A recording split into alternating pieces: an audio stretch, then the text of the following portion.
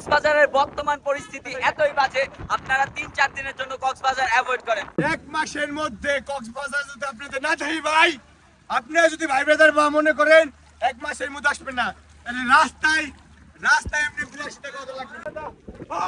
কক্সবাজারের বর্তমান পরিস্থিতি খুবই বাজে, আপনারা অন্তত 3-4 দিন অ্যাভয়েড করেন, কারণ এরকম পানি রাস্তার মধ্যে অনেকখানি পানি উঠে গেছে, হোটেল পর্যন্ত পানি ঢুকে যাচ্ছে।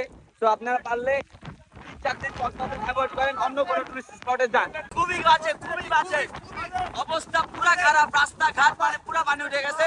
আর এইদিকে ওরা মজা নিতেছে, একেবারে রাস্তা, মেইন রাস্তা পর্যন্ত পানি চলে গেছে।